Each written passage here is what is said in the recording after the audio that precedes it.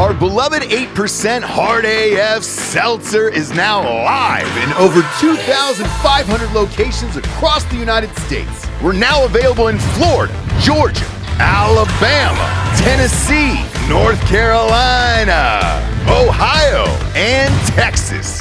Go to hardafseltzer.com today, click on the store locator, enter your city or zip, and find the nearest location closest to you. Welcome to Drinking Bros, presented by GhostBed.com. Yeah, welcome to Drinking Bros, kids. The old Friday afternoon show that airs on Sundays, which we're boozing, brother. Got a little Hard AF Seltzer running through these veins today. I'm drinking the pina colada. It's one of my favorites, but we're getting rid of it. We got the new green apple coming in. And that's rolling out in every single state right now. Got a bunch of messages, and everybody's like, man, that green apple fucks. And I was like, yeah, it sure does. Sure does. Super amped about that. You can buy the old flavors, though, right now at hardafseltzer.com. That's it. Last of, I think it's like 50 cases left. Promo code Drinkin' Bros will get you 20% off there. $40, 24 cans. Ships right to your house. I think there's like 10 states they don't deliver to. So check it out if you want to. Do whatever you want. Speaking of which, holy shit, dude. I got 3 hours sleep last night. You've got your phone off for those alerts, right? For those alerts. Yeah. I mean, I got plenty of other ones. But yeah, I'm not. I don't do that. Do you keep the Amber alert on or? No. I have a bat phone that's on 24 hours a day. But otherwise, around 11 o'clock, my shit goes into do not disturb mode, and there's a couple of exceptions. Okay. Like you, Jared. Actually, that's pretty much it, as you and Jared. Yeah. Just in case, because if you guys... Yeah, if it's an emergency, then the bat phone stuff, which is all the, the other shit I do. So, but yeah, for just ordinary stuff, there's two people that can contact me, and they never would. Yeah. Actually, Jared will. Jared will call me. It's always worth it, though, because it's either useful or fucking retarded. Mm-hmm. It's one of the two, which is those are two things I really enjoy: is usefulness and retardation. So yeah, either one is fine. But yeah, my wife's phone was on. Mine's turned off as well. For that, I'll take calls from you guys, obviously, my friends. But my wife had this on. She just got that new phone from Apple, and it sucks. And this noise was blaring so goddamn loud that I almost jumped up out of bed. I said, what the fuck is that? It was a blue, which I didn't know what that is, Bob.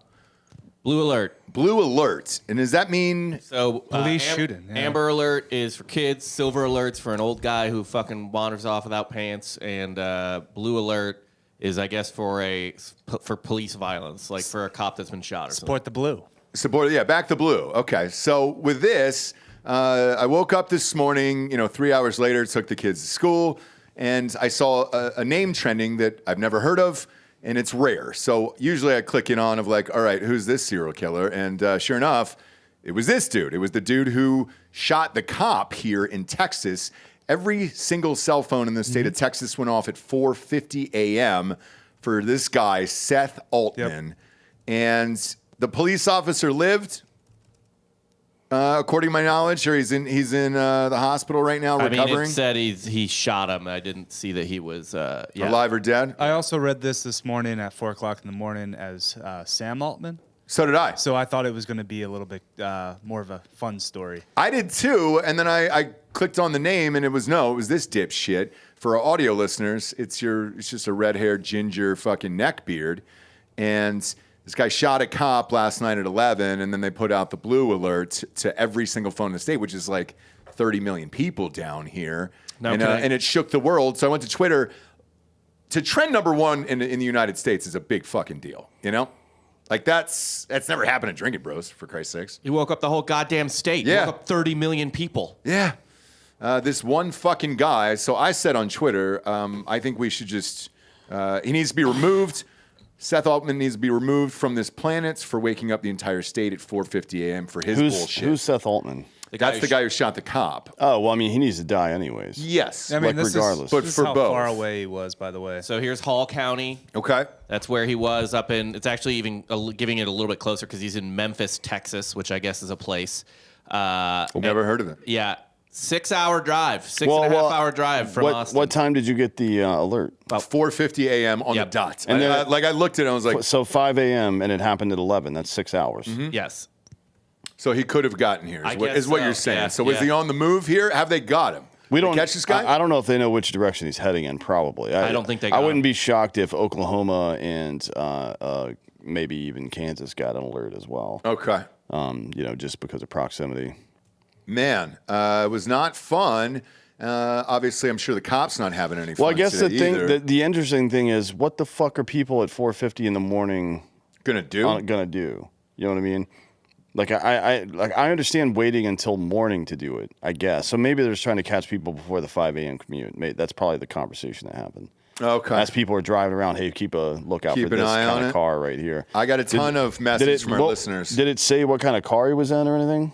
No, there was no car. It was just a description that he was in like a blue T-shirt and jeans, and that they're like white man, Armed and dangerous. So we're supposed to be on the lookout for a fucking white dude with a beard in Texas. 6'2", 220. wearing jeans. Good It could have been fucking me, luck. right? Like I could have gotten pulled over. I know. That's Jessie said that to me last night. She's like, "Dude, am I sleeping next to the kid? Like you fit the description." I was like, "Sweetie, I'm kissing 6'4" here. Let's calm down. I'm a lot taller than this gentleman, but yeah, fuck this guy, man. Holy shit. Drag him out in the street, beat him to death, or let the family of the officer after he gets out of the hospital do it. Whatever needs to happen there. God damn it, man. It was okay for me though, because I was already up 2 hours doing my Mark Wahlberg. Oh, so that's what I was saying about the listeners. Everybody sent me Goggins of like, hey, bro, Goggins was already up for an hour at this point. I was like, cool. I'm not. I got to take my kids to school at 7. So It's easy to get up at 3 in the morning when you don't have any friends. Right. Well, yeah, I don't. Because nobody likes you. So I had a 2-hour workout already in. I already played 9 holes of golf. That's Mark Wahlberg, dude. He gets up at what, 2:15? Yeah, he lights candles. That's right. He prays at 2:30 to 2:45, and then he does play, I think, a full round every morning. I'm not kidding. Yeah, he does. I think that's what he says he does. But I think he does it in like an hour and a half, and he's in a cart. Because he only plays like a solo round by himself. Yep. Yeah. On a and there's nobody ahead of him, so he can do whatever he wants. Now, Mark, if you're out there, I really love the municipal shit. I'm a big fan, actually. So keep doing that, at least. I like it. Or send some to the victims of the hurricane down there. What's the latest? I saw your video last night that went viral, and everybody was calling the governor's office for North Carolina. What happened? What ended up happening there? Yeah, so I can't. There's some details I can't get into, but Of course. The bottom line is we talked yesterday about the process for this, or I guess Thursday. The governor has to declare a state of emergency. That is a formal letter to the White House, right? And it requests that Title 32 authority over the National Guard gets transitioned to Title 10 authority or federal authority, at which point the DOD and FEMA and DHS are kind of in control of what's called the ICS, what I talked about again on Thursday, the Incident Command System.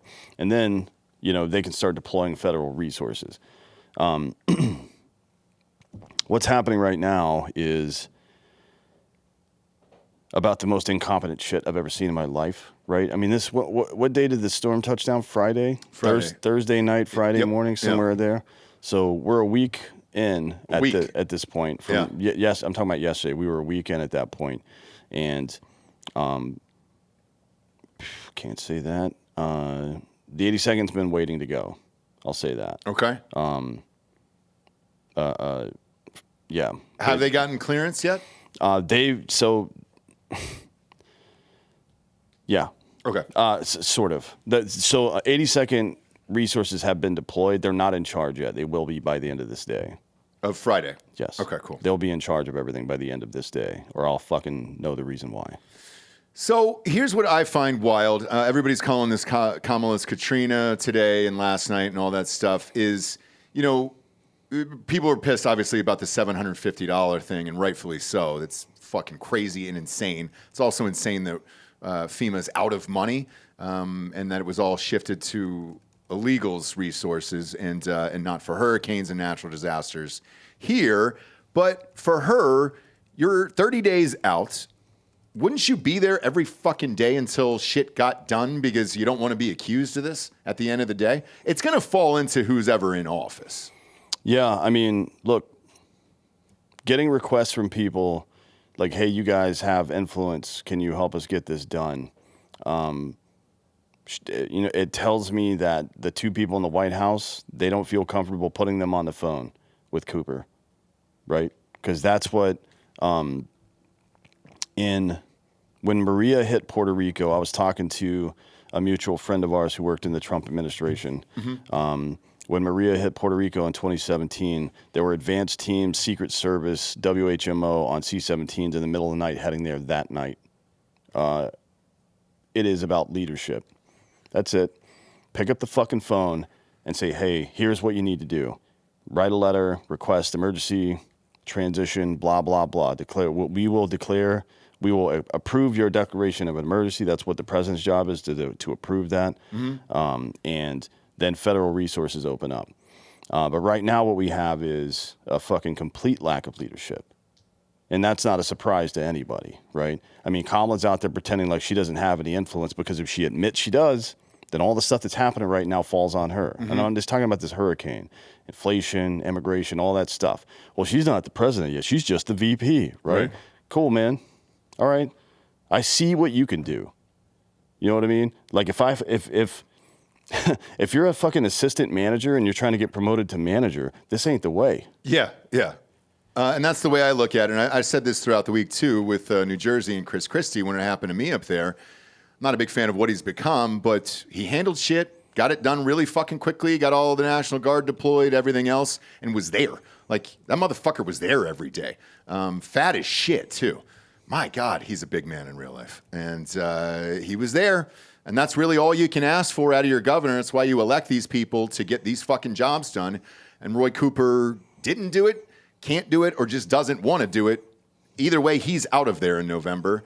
And we'll see what happens. I haven't heard, though, from the other guy. What's the Josh Stein guy? Isn't he the one that's running on that side against Mark Robinson? Yeah, I don't know what he's up to. I don't either. From him, I haven't heard a fucking word. I honestly haven't heard from Mark Robinson either. He was there day one. Well, so I know he's around. I just don't think he's not doing press. He's just out there trying to get shit done. You know what I mean? So good. Like regardless of Nude Africa or whatever the fuck, he's actually on the ground trying to get shit done right now, and he's not using it as photo ops.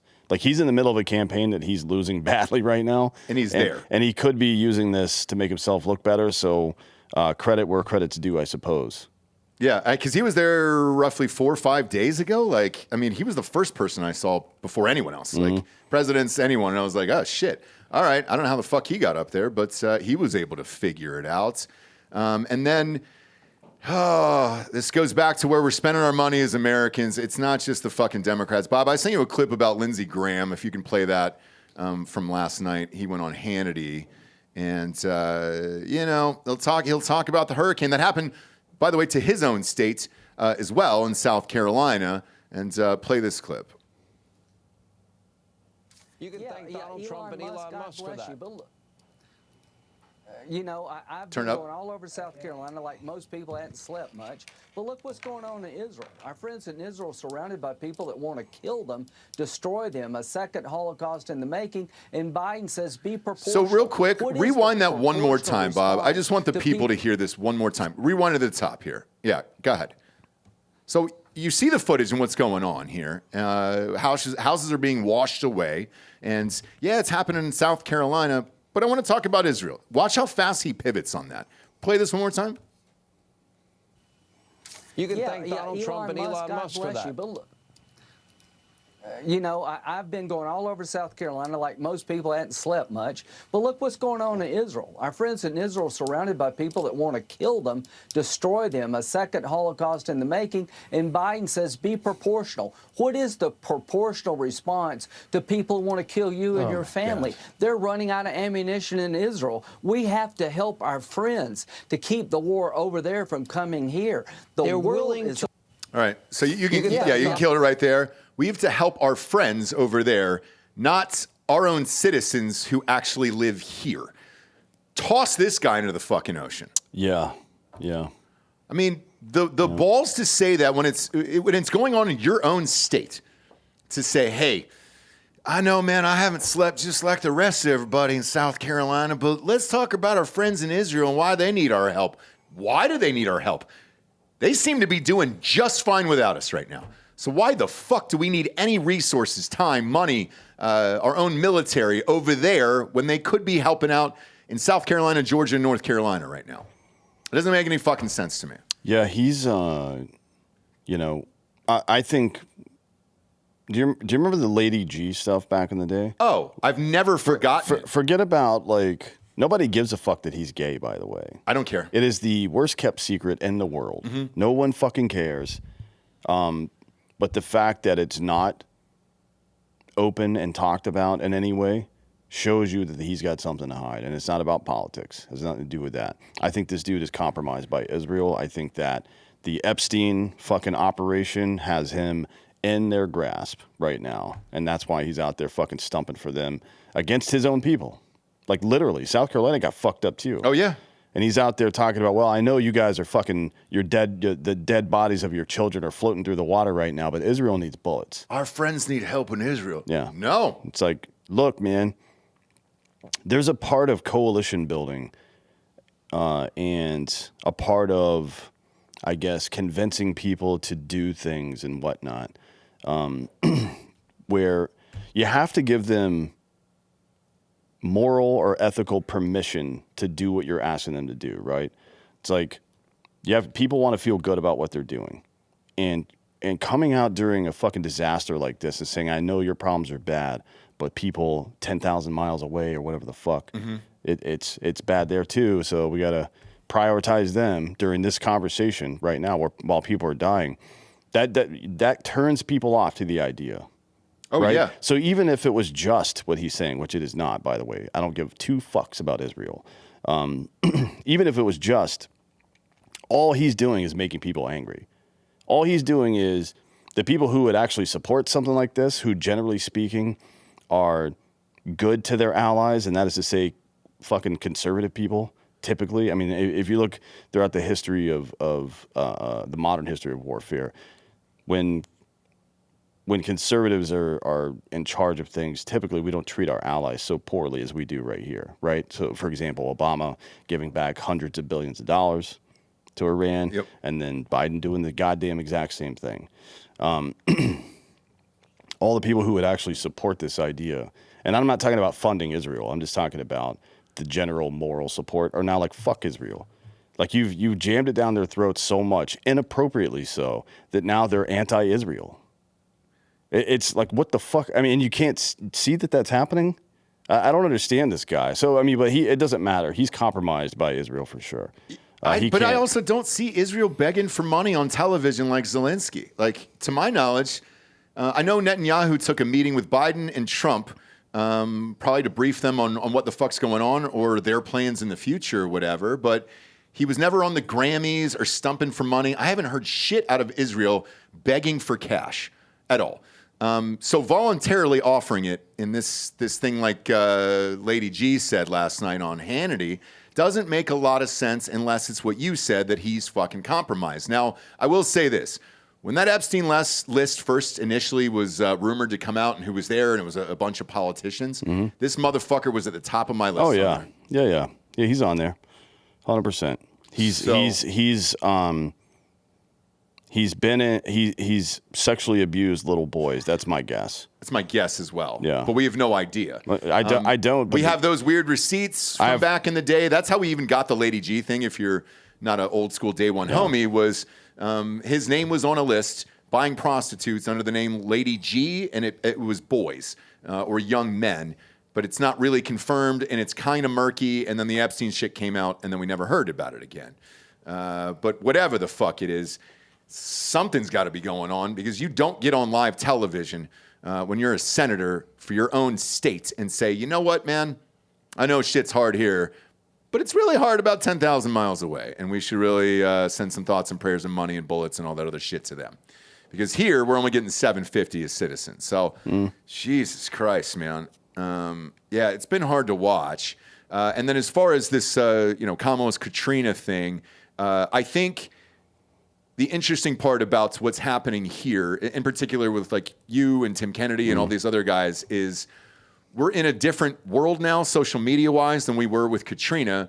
So you guys are just able to go on Instagram and Twitter and get the message out and have it go viral. We played Tim Kennedy's clip yesterday. Did you see the one today that got posted with Chris Pratt and Jocko? Yeah, that was from last night as well. Yeah. And that one got a gajillion views as well. If it's not for you guys going on, all of these outlets, I don't know that they actually get the help they need. Or this would have just been buried. Like if Save Our Allies and all that shit didn't exist, I don't know that the government would even be there right now.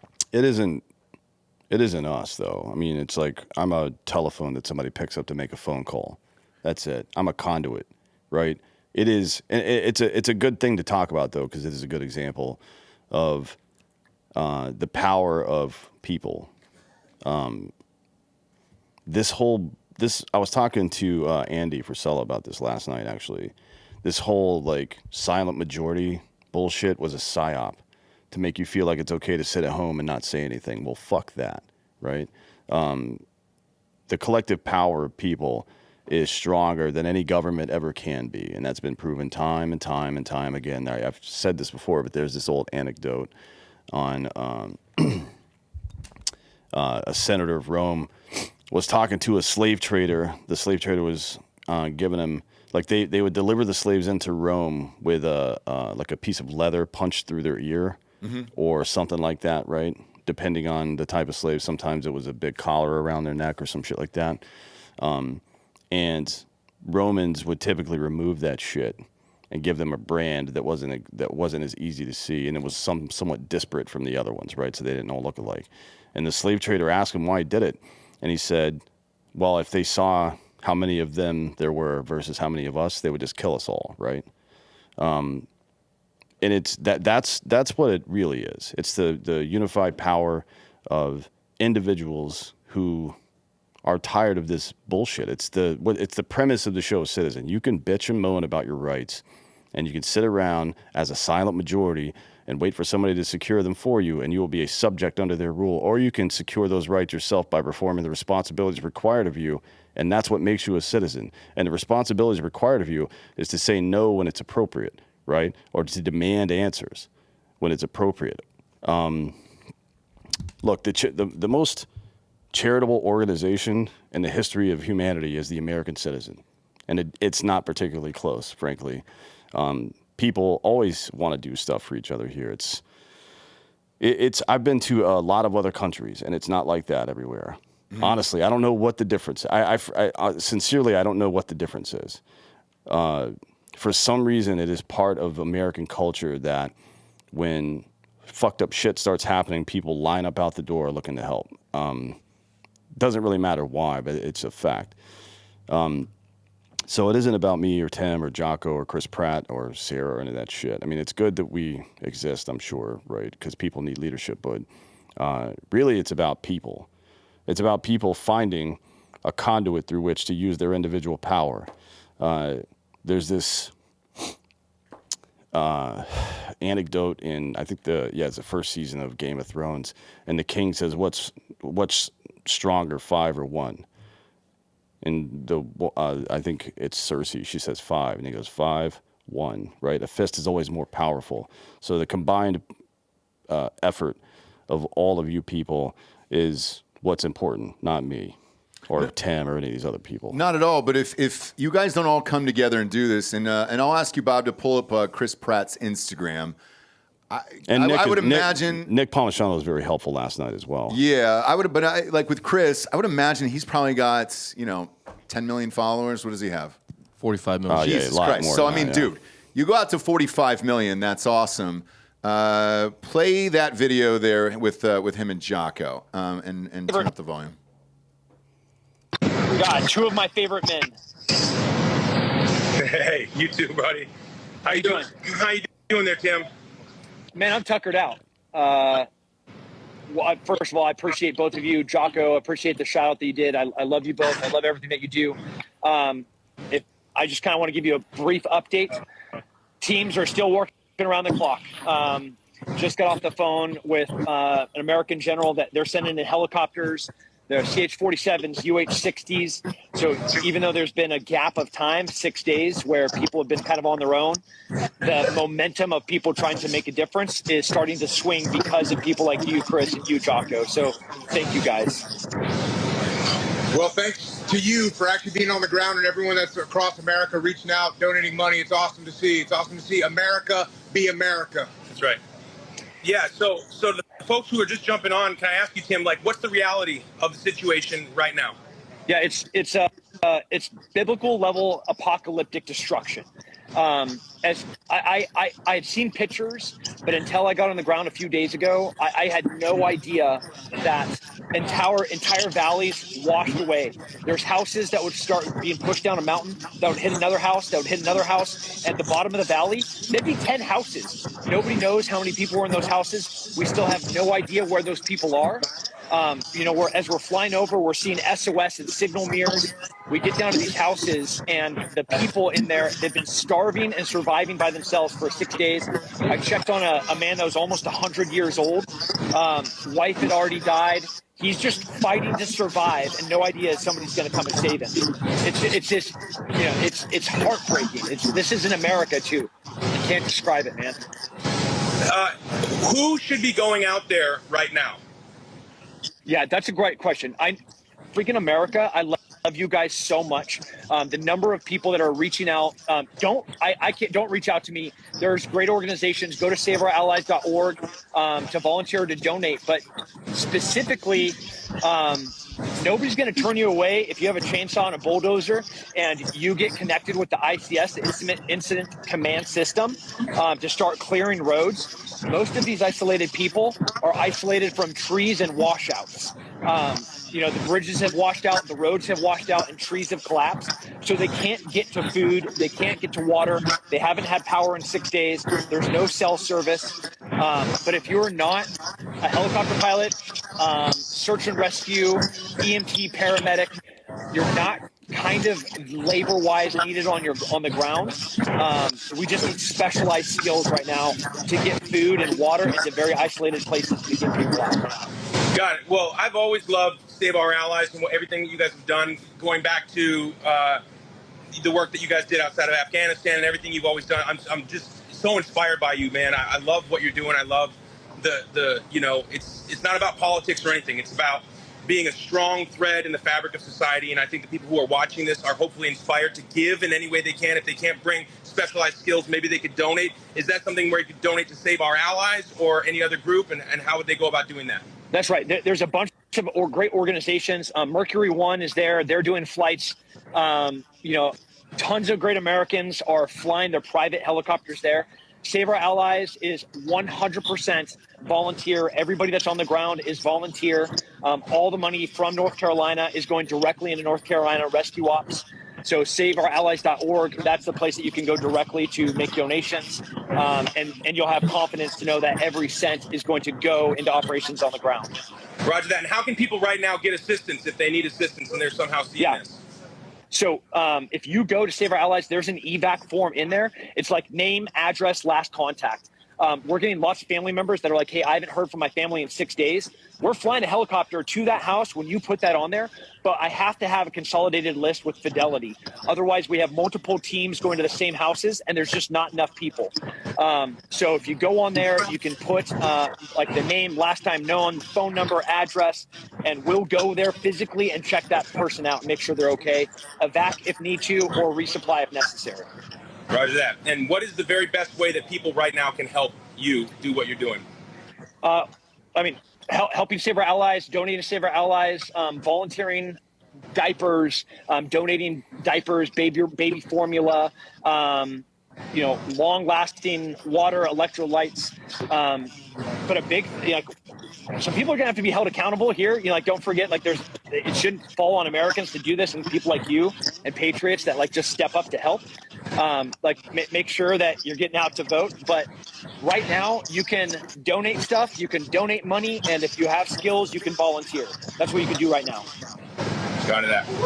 Well, listen, man, you are such an inspiration. I love what you're doing, and I think what makes this country great has always been the people and the community and the people who are willing to step up. It's not up to other people; it's up to us. And so we're both on set right now. I know that we would love to be there in person if we can, but hopefully this is a way. I'll be making a donation on the side. We can talk about that. But anybody out there who's watching this, $5, $10, anything you can do, and if you can't, that's okay. If you don't have a specialized skill or $1, just let this be an inspiration to you that you can go out there. You can do something. There's someone close to you who needs help.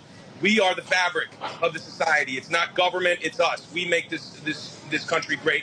Today, November 5th and November 6th, no matter what happens, it's on us to be strong in our country. It's the people showing up and putting boots on the ground. And brother, you are the personification of that. You always have been. And that's why I pray for you every day. And I'm really thankful to call you a friend, and you inspire the hell out of me. So if you haven't followed Tim, follow Save Our Allies, watch what they do. He's a great beacon of hope in this country, and we need folks like you, brother. So keep up the good work. You guys are the best. Thank you. I love you both.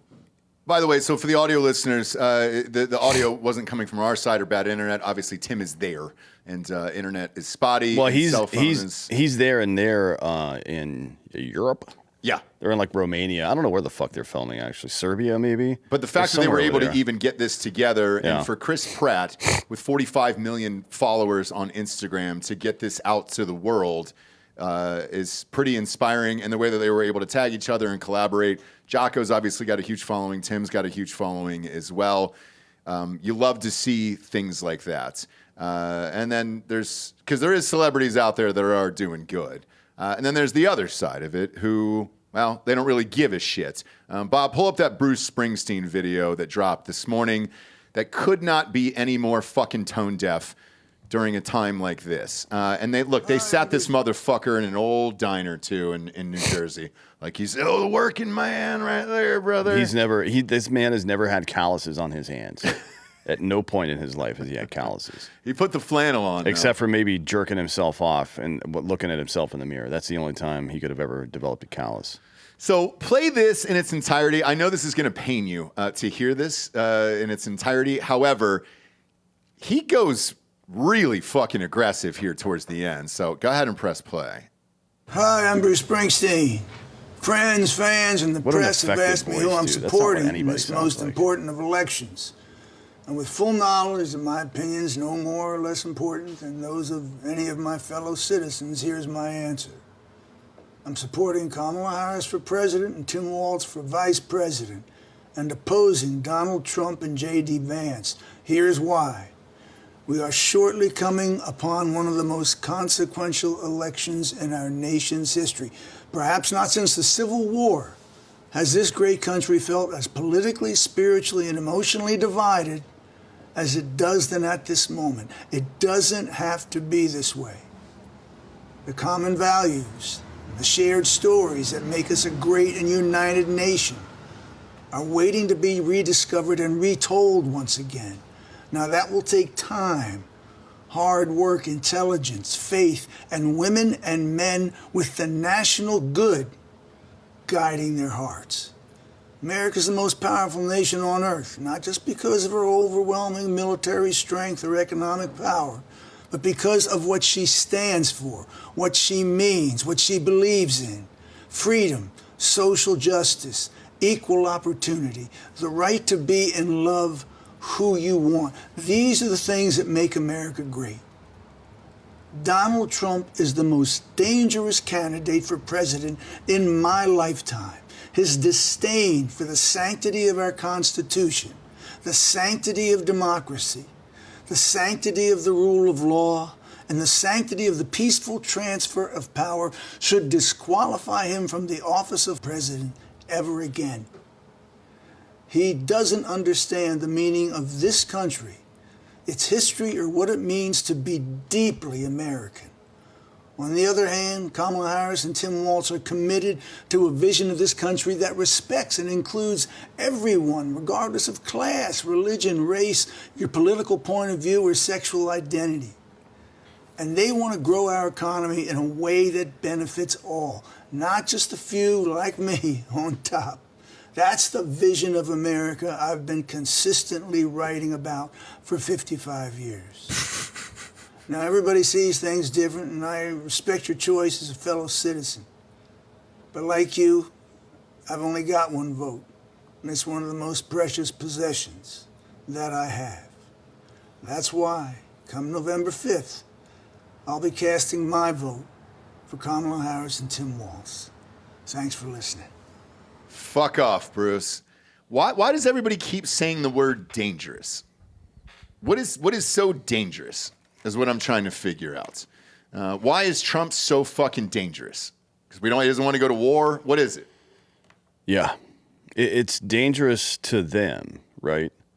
Yeah, you got to think about it in that way. It's like people that have set up a certain system for themselves. I've been saying this for years on the show. Years and years and years. Fucking 6 years now.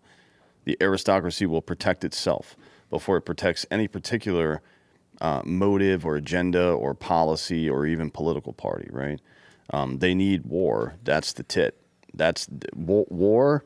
Convincing somebody that somebody across the world hates you, right, is the easiest way to steal from them. It always has been. Throughout all of human history. This is not new. And somebody who comes in and interrupts that, well, that's dangerous to them. And that's how they conceptualize in their head, like, oh, that's a threat to my existence, right? To the existence of this thing we've built. So that's how they communicate it to people, right? And then you have to go find anecdotes to show that he's dangerous, right? Whether they're true or not, it doesn't matter. You just keep saying them over and over until people believe it. People still think that Charlottesville stuff is true. They think he's racist. Trump said many of these people coming across the border are murderers and rapists. Well, now we've got the data on that. We know for a fact that's true, right? And they've given you exact numbers too. Yeah. Murderers, everything else. Like those numbers are out. Yep. And for me, whenever I hear about racial divide and all this other fucking bullshit, like we have a show on this network called Street Gonzo. He goes everywhere, in America. Where's he been the last? Chicago, Detroit, Atlanta, like all kinds of fucking places. Zero problems whatsoever. Everybody typically gets along. Yeah, you might disagree on political opinions here and there. We don't really see fucking racism. You and I don't see it. We've been traveling together for 6 fucking years, doing live shows, close to 200 or 300 now at this point. And I don't fucking see it in real life. I don't see it unless somebody keeps telling you over and over again in your face, racism, and everything's fucking bad out there. The only place you see even the conversation happening is white liberal women or idiots on college campuses, right? Real people don't think about that shit. Real people aren't out there even considering how somebody else thinks of them. That's not how human beings work. You think about the people close to you and how they think about you, right? Yeah. But that's it. That's how it's all manufactured nonsense. And you got to the important question is why is it being manufactured? And it's the same old why. Divide and conquer, right? Somebody's trying to divide you. They are trying to conquer you. That's how it works. But to get you on whatever side it is, it just doesn't make any sense. No, to make it okay that they're doing the shit they're doing to you. To make it okay that they fucking reach into your wallet and immediately take 30 or 40% and then take another 20 later on. And sales tax and value-added tax and all this other horse shit, right? You can't fuck somebody up like that and not give them a reason for it. You know what I mean? Think of it this way. I hit you because I love you. This hurts me more than it hurts you. That's exactly what the fuck it is. And it's got to be communicated that way to people. Otherwise, they would rebel constantly. That's it. It's really that fucking simple. It's just an abusive man. It's an abusive man in a fucking relationship. That's all it is. That's what the government is to people. And that's what it always has been. But when I saw this video this morning after seeing Chris Pratt's right before that, I'm like, God damn it, Bruce, you're so fucking tone deaf. He just sold his catalog for $500 million. And look, all of it's intentional. I'm in a flannel. I'm in a fucking small coffee shop in small diner in New Jersey, just trying to figure it out with a working man, trying to get all you working men out there. I've been writing about this for 55 years.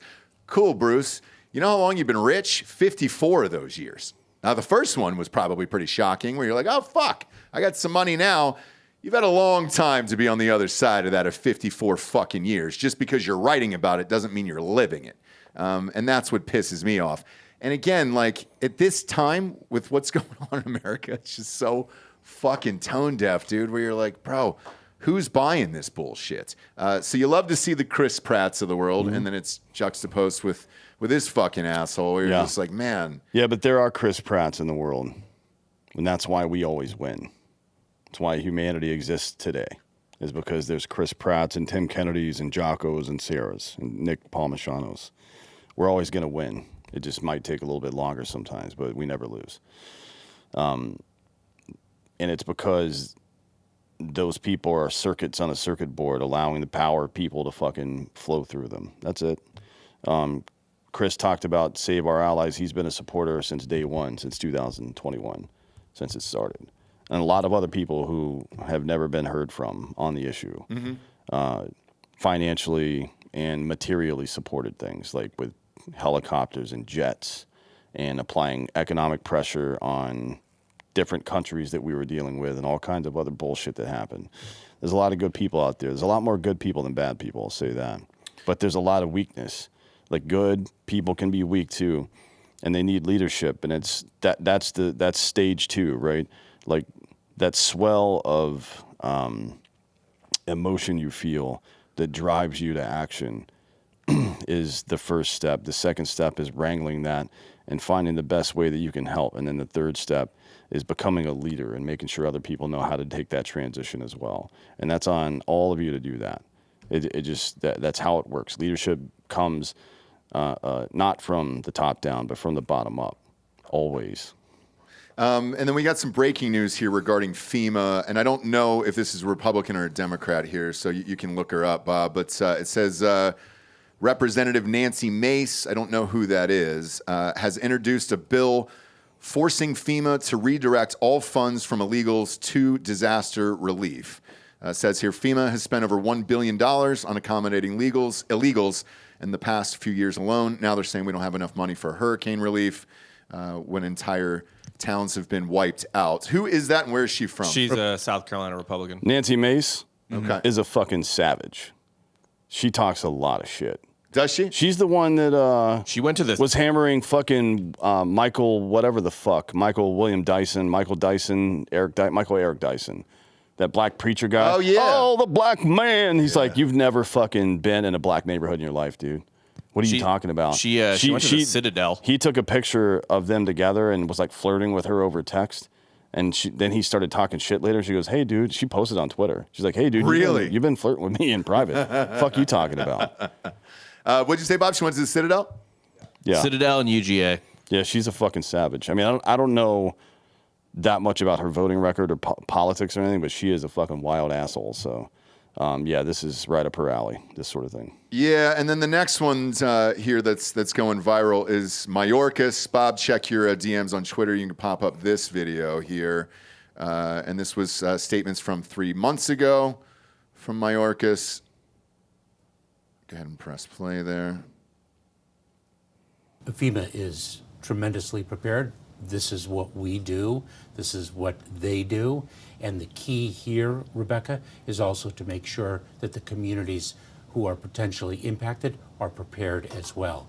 And it's not just hurricanes and wildfires, also extreme heat, which certainly some parts of the United States are already experiencing. Secretary Alejandro Mayorkas sounding the alarm on FEMA funding right after the devastation of Hurricane Helen. Listen. We are meeting the immediate needs with the money that we have. We are expecting another hurricane hitting.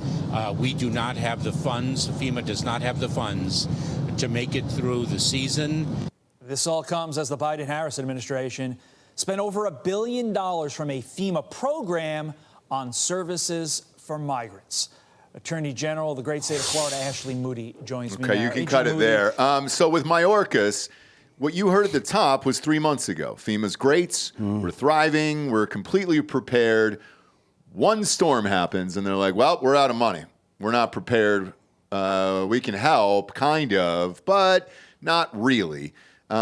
Introducing a bill like this, I don't even know how long this would take. Well, I don't even think Congress is in session right now. Aren't they all back in their districts campaigning right now? I think they are, yeah. Like they would have to. The election's in fucking a month, so. Yeah, I don't even know how long it would take to pass this or what it would look like or everything else. Now, when he's saying there's another one coming, is that on the books right now? Is there another hurricane that's out there? To my knowledge, I have not heard of one yet. It's that time of year. It is that time of year for sure. But I didn't know if there was one out there that he was specifically referencing, potentially. That's Jim Cantor. Saw him party in New Orleans. Shit, that was another hurricane I was in, dude. Jim Cantor was trashed at this absinthe bar. Delka, you were just there. Do you remember the world's oldest bar in New Orleans, that absinthe bar? Lafitte's. Yes. Lafitte's, yeah. Yeah, dude. So it was just me, Jesse, Jim Cantor, and like 2 of his crew members. Because we were stuck in this hurricane, essentially. Everybody had evacuated. Hurricane Kirk is out there right now. And where is that at? In the Gulf of Mexico? It's looking like... I'll look. I can really see through that shit, dude. I'm a little storm chaser inside. After watching Twisters, I feel like I'm in it, dude, and I can do it. So it looks like it's a Category 5. Fuck, where's that at? It looks like it's right here right now. All right. Yeah, it's not going to hit us. Okay, good, good. But yeah, if there's going to be more, I'm sure. It usually ends, I don't know, what, November, right? We got about another month of this, and then that's kind of it. The water is usually too cold in like December and shit. So they're saying that it's the most intense hurricane of the season, but thankfully it is. This one? Yeah. Okay, Kirk, good. But it's apparently not going to hit. So okay, so maybe that was the one he's referencing. But the fact that you're out of money after one ain't great. And yeah, that money should be taken away from every illegal program we potentially have out there and rediverted to these funds. Like this makes fucking zero goddamn sense whatsoever. Yeah, I mean, we shouldn't be spending any money on illegal immigrants except for to remove them from this country. Mm-hmm. So that's pretty much it. Yeah. It's pretty much that easy. But back to, by the way, the other stuff with Save Our Allies. So we've converted the company right now to only do North Carolina shit. Okay. So if you go to justsaveourallies.org, they reorganize the site as well. So the first thing you're going to see is an aid request. So if you're in North Carolina, in that area, and you need shit, you can fill out a form there to get stuff. There's also a volunteer form. We've got, I think probably today we'll crest 500 volunteers. That's awesome. A pretty wide array of people. Some like 90-year-old Vietnam vet from the 82nd approached Tim this weekend, was like, hey, how can I help? Mm-hmm. It's like, don't die. Yeah. You're fucking 1,000 years old, but that's the American spirit. People in active military who are taking their annual leave instead of at Thanksgiving and Christmas to go help these people. And then so you can sign up for that volunteer list there. And then there's a donation thing as well, and all that money's going to North Carolina. Okay.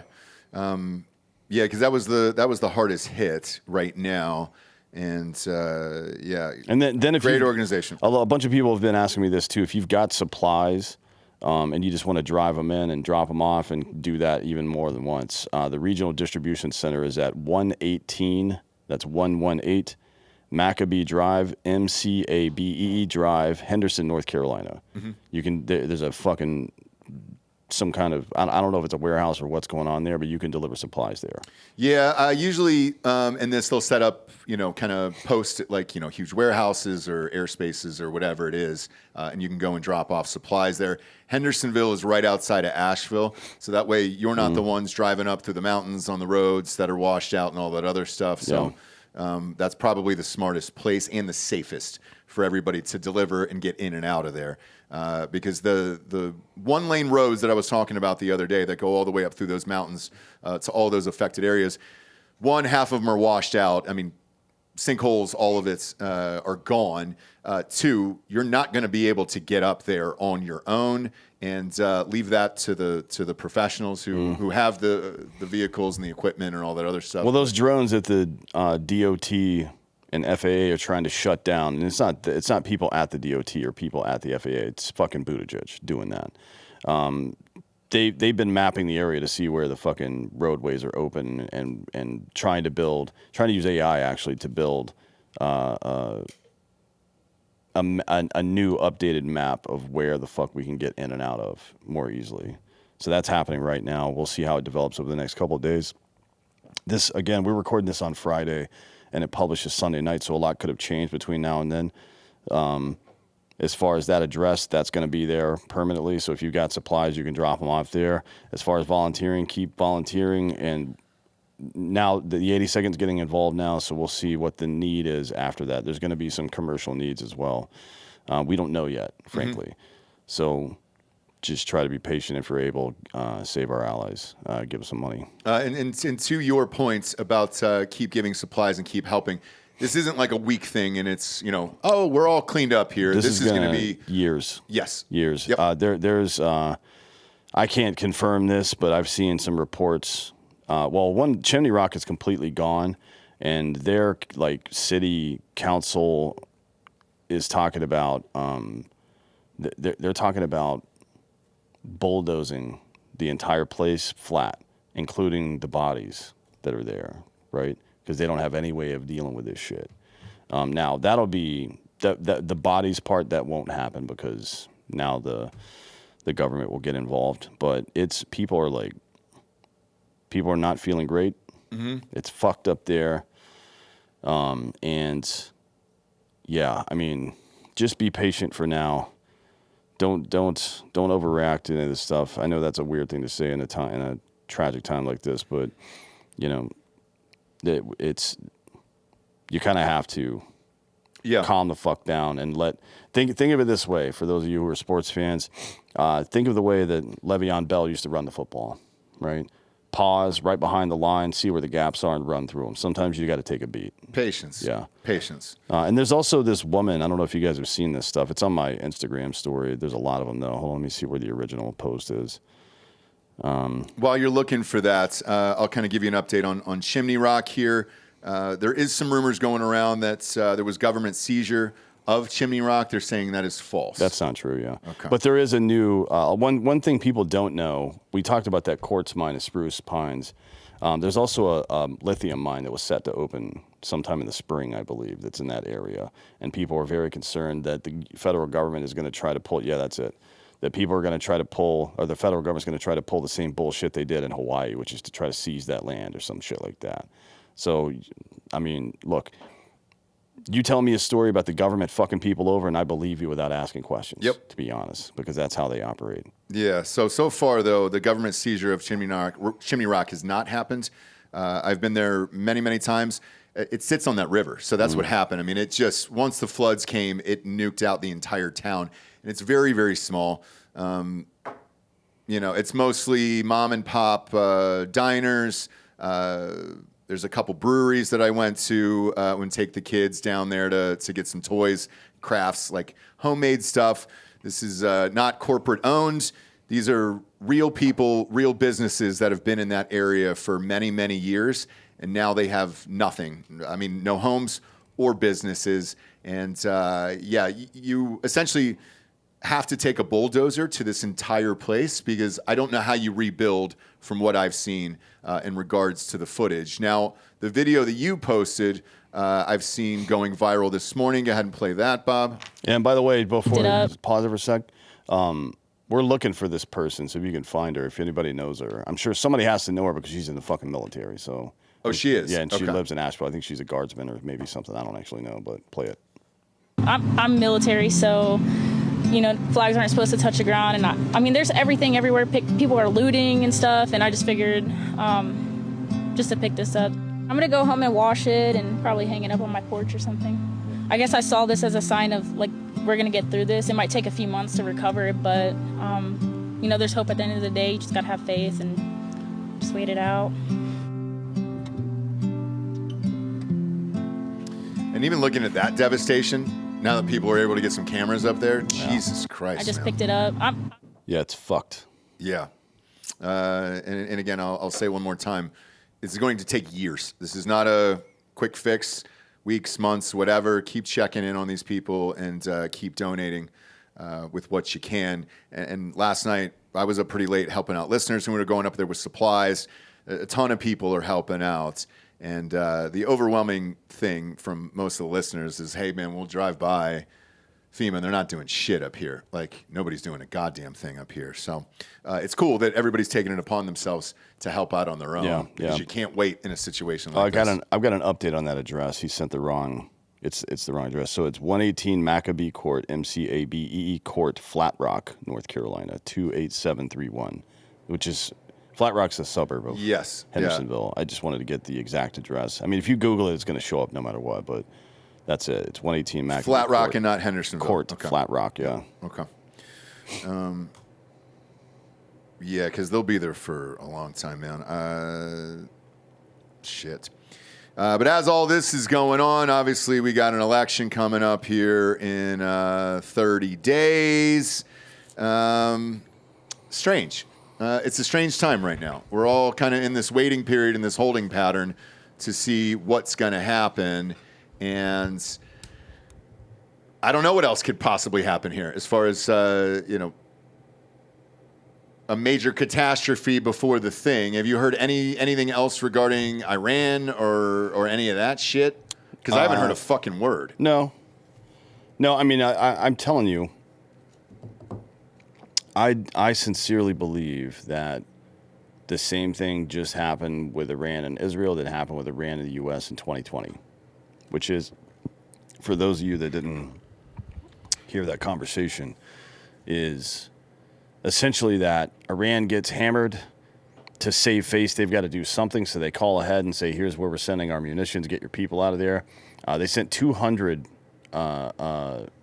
rockets and missiles towards Tel Aviv, which is a very densely populated area, and didn't kill a single person. There's no go ahead and halt the suspension of your disbelief, because that ain't how war works. It's not once in the history of fucking human beings has that been how war works. Iran called ahead and said, hey, we don't actually want to kill any Israelis, but we got to do something. And I promise you that's exactly what happened. No shit. And the other story we've been following throughout the week was the port strike. So that ended. Workers did agree to a tentative deal on wages and a contract extension, and they're going to extend it through January 15th to provide time to negotiate a new contract. Well, see, they could have... The Taft-Hartley Act would have allowed the federal government to force that anyways. You saw it in that fucking goateed Gaylord's fucking video. That guy that drinks cum all the time. Mm-hmm. Whatever. I can't remember his name, but he's fucking gay and he sucks dick constantly. That's who he is. Fuck you. He alluded to it in his video, but yeah, the Taft-Hartley Act allows the federal government to send people back to work for 90 days while they negotiate. A cooling off period, it's called. So that would have happened anyways. Especially during election season, especially during Q4, it would have happened anyway. So, this is in my opinion, that's the union capitulating a little bit because they don't want to look bad. Well, here's what they settled on. So it says the ILA wages will increase 61.5% over 6 years under the new tentative agreements, sources told CNBC. Whew. They offered 50 initially, and that seemed pretty fucking high. I can't remember a negotiation where you've gotten 62% essentially there to increase over the next 6 years. Jesus Christ, man. That's a lot. Somebody didn't want the economy crippled.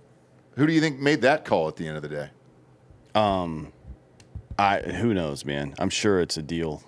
I'm sure they probably gave him money. That's how it usually works. Is the mob that backs him gets $50K in a fucking duffel bag or some shit like that, and they call it off for a couple days. That's usually how it works. It's extortion. Like, unions are nothing but a machine for extortion. Now, I'm not kidding. No, I know. The funny thing about what you said was they reached the deal, and all meetings were held in New Jersey, because of course they were. Yeah. Yeah, fucking Tony Soprano. Tony Soprano, dude. James Gandolfini came back to life and helped out with this. It says the collective bargaining process really worked, said Julie Sue in an interview with Squawk on the Street. We've all been saying it all along. When workers have a real voice at the table and when they can help to determine the conditions of their jobs, we're seeing really historic gains for working people. And we're also seeing it because we have such a strong economy. So she works for the White House. Companies that are making record profits are realizing that's when they do right by their workers. It's not just for working people. It's better for industries. It's better for the future. All right. So, yeah, somebody made a call to say, hey, get rid of this right before the election. This is too much right now. We're fucking under it. 61.5% increase? Jesus Christ, man. Fuck. That is a big boy number, dude. Homeboy got what he wanted. What did fucking Buttigieg say here? He said in a statement, the parties are not as far apart as it sounded on economics. Yeah, it was only 20%, not a big deal. Fucking mongoloid. There were strong positions, strong personalities, but there was a deal space. He added that Hurricane Helen played a role in moving closer to a deal. That's one thing that I emphasized when I was talking to the ocean carriers, urging them to get a deal. The last thing that emergency responders need is to be looking over their shoulder, wondering if they're going to be impacted by a strike. Cool. They also needed to know that FEMA was going to help them and give them some cash too, Pete, but you can only say so much here. Let's see. 50,000 of the 85,000 members were on strike this week. Harold Daggett was the one. Okay. Got it. And the Sue woman is the acting labor secretary there for the Biden administration. I've never heard of this person, but good on her, Good on her for pulling it out miraculously there and just only giving him 61.5%. Fuck, dude. Could you imagine somebody trying to negotiate and say, I want 61.5% more? Yeah, they would be negotiating with the door on the way out. I would fire them immediately. Fucking A, man. I've never heard of a number that big in my entire life regarding union strikes or any of that shit. What the fuck, man? Holy cow. Especially somebody making $150,000 a year with $30,000 or $40,000 additional in medical benefits. Yeah. Like you're raking, if you include the pension per year, you're raking in pension, and even if there's an IRA they're paying into as well, it's $200,000 in compensation a year. Yeah, dude. And in this economy, you're gonna fucking, like, at this point in American history, with everything all fucked up, it's like, well, I'm gonna get mine. That's who these people are. Mm-hmm. So fuck them. Well, they got it. I hope, as Bob said, I hope they build a robot to replace all of them and then build a second robot to fuck them up their ass. 6 years. 6 years. So what do you do there, in all sincerity? Do you start the tech and then slowly start to push them out? Speed up automation. No, not slowly. Before the end of this contract, they should be gone. That's what I'm saying, over the 6 years? Yep. Because it is a 6-year deal. I know that's what Hollywood did. Hollywood did that with the actors and the writers and all that shit. They were like, cool, man, you want to strike and you want to do it over this bullshit and automation and AI? Awesome, man.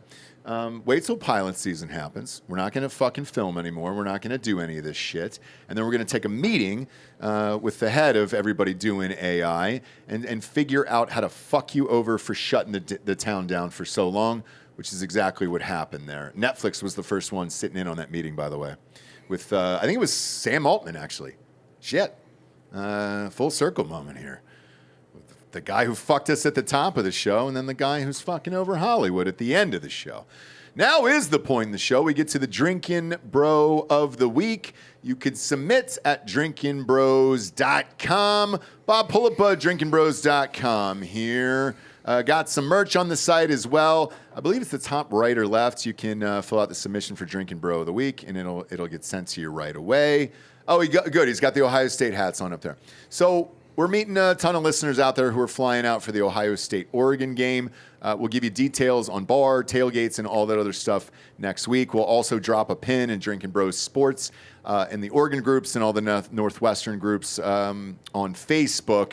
But they were working on getting gear for both teams, so they got their Ohio State hats out. The Oregon stuff is out there as well. Yes, Delco, I got you a little Oregon shirt for the game. You can get those all on drinkinbros.com. And while you're there, you can submit for Drinkin' Bro of the Week. This one just came in from Will Mangual. Damn it, man. What is That's the probably not Can I right. just get a Tom Smith? Just one, Tom Smith, by the way, or George or Skippy or something like that. It is Mangual. Will Mangual? Sure. Sorry, Will, that I'm fucking this up here. From Virginia, he's been a listener since 2019. He's nominating Denny Teeter, who is deceased. My drinking bro is my grandfather. My piece of shit father wasn't a part of my life, and my grandfather stepped up. He ensured I understood the outdoors, hunting, fishing, shooting, importance of family, and standing up for others, and not taking yourself too seriously. He's a retired Army vet and remained proud of my Marine Corps service as I approached retirement myself. He taught me the importance of having principles and that they will falter, that if they falter when times get tough, you don't have principles. He passed away on November 10th of 2023 at the age of 84. He was a good man and a good father above all else. Cheers, Will, and I'm sorry that I fucked up your name. Because let's face it, he knew before. Well, some people use like they'll phonetically put some shit in there so I can understand it. He didn't. Sorry. I think it's kind of part of the bit at this point. It's not a bit. I'm really fucking up. No, I mean like part of the bit for the people sending them. Oh in. yeah. It's like sure. I'm sure when he was typing that out, he was either thinking or saying to another drinker, bro, there's no way this stupid bitch is ever going to say this word right. Oh, he's correct. What is that, he's like correct. fucking Filipino or some shit? Mangual. Look it up, Bob. What is that? What is Mangual? Mangual? Spanish origin. Okay. Originated in Puerto Rico. It's a variation of the Catalan name Mangual. Yeah, so he's Puerto Rican. Okay, gotcha. Puerto Rican. Yeah. And then a couple things to wrap up the end of the show here. So we've gotten a bunch of messages and tweets and all that other stuff about some of those dynamic ad insertions that go on that like aren't read by Dan and I on the show. There was some Biden ads, I guess, in front of these shows, and like Project 2025, which isn't even a fucking thing. We actually talked to the platform and the hosting service and all that other stuff last night for about 2 hours and tried to figure it out. And we talked to their entire tech department because we have the politics thing turned off on ours. So it's not as if you can turn on like Democrats or Republicans. It's just one thing that you check off and be like, hey, dude, I don't want any political ads running whatsoever. We've checked those off. What happened was, and this is a big thing that's going on, is Democrats have been buying up these pre-roll ads for conservative shows. We were one of them, and then I've seen your complaints on YouTube over and over again. YouTube doesn't give a fuck. It's highest bidder and all that other shit. Red Circle, our hosting platform, does have the ability AI-wise to go in there and block out certain keywords. But what they're doing, Dan, that they told me last night, is they're checking off different boxes. So they're saying they're a clothing company or a fitness brand or something fitness like dick that. in your mouth. Exactly. So know that is not us. And when it pops up, we'll delete it. Luckily, this only happens every 4 years, and obviously it's right around this time, and that's kind of it. One other question that I've been just buried with too, DM-wise, was I don't know why that show did so well, but when I was talking about my dead dad and Harris, it ended up in the charts all week, and people were going back and forth about it online. A listener's dad died at Harris as well, and he goes, bro, we're Eskimo dead dad brothers there. They died at the same hotel, and I thought that was pretty fucking funny. The other thing, too, is they said, hey, you never explained what happened to the envelope. It's because I can't. There is no reason that I got that name on an envelope. None of us has been able to figure it out, and It's not like you overheard something or everything else. The car is literally registered in the company's name for Tetherball Academy Media. So that part we can never figure out, and I never got an answer. So it was just really fucking bizarre. And I thought I'd share that story. But apparently a lot of people's relatives have died in like weird places like that. So it resonated and hung around the charts all week. And yeah, super strange. I was not aware that they would just clean out the room 48 to 72 hours later and then just put people in there. And then, hey, that's it, man. Because a bunch of other listeners said, do you know how many people have died in probably all the hotel rooms you've stayed in? I was like, shit, I've never thought about it. Never fucking thought about it. But here we are, and we'll be in another hotel room next week. So when I get there, I'll take a picture of the room, I'll post it in Drinkin' Bros, and then we can just try to guess how many people died in this room. You know? I'm probably, I haven't decided yet if I'm going to wear Ohio State or Oregon stuff. Like, Ohio State's going to win the game by at least 14, at least by 2 touchdowns. I think so, too. But I don't know, like, I'm still trying to decide, and I guess we can talk about it during the week, if I'm going to troll or blend. You know what I mean? I haven't decided yet. You should blend, because in the words of Donald Trump, wrong, Oregon wins by a score. Wait, say, no, you're out of your fucking mind there, buddy. Yeah, there's 38-24 is my prediction right now. Or the last, I've got the exact score in my mind. The one time that Oregon saw a competent running back this year, they got fucking annihilated. Who has Ohio State played? Doesn't matter. I mean, who has Oregon played? Boise. They beat Boise. Boise's going to make the playoff. Well, look, you know I love Boise. Boise is my soft spot. I always bet on Boise. That has been my motto on this show since day one. I love Boise. Currently trying to negotiate with Boise for Hard AF Seltzer. I love my Boise boys out there. I love it. Love the Smurf turf. I love all of it. They have one of the very best running backs in the nation who might go in the first rounds. Mm-hmm. We'll see. We'll see. But he's up there. He's certainly. If anybody else is as good as him, they're as good as him, and not better. That's what I think. You're not ready for a true road game in Eugene. It's going to get loud. I know it's only 55,000 people, but it's loud. It's Judkins, Trayvon Henderson, and James Peoples, I think, is a redshirt freshman. 5-star, yeah. And he would be starting on any other team, and he's the third string running back on Ohio State. He'd be the starter for every except for maybe Boise, to be honest. We'll have to do a bet. Oh, yeah, I'm all in. Look, this is one where, so throughout the season, usually I'll drop like one fucking heavy midseason bet. This will be it for me. This will be like a 5K-er. Tune in to Drinkin' Bros Sports, by the way. This will be a 5K-er on Ohio State. I've looked around at spreads. What I could find so far is 1.5 right now, but it's not available in my bookie yet. So I don't really know. I will say this. You are in trouble if Oregon scores 24 points.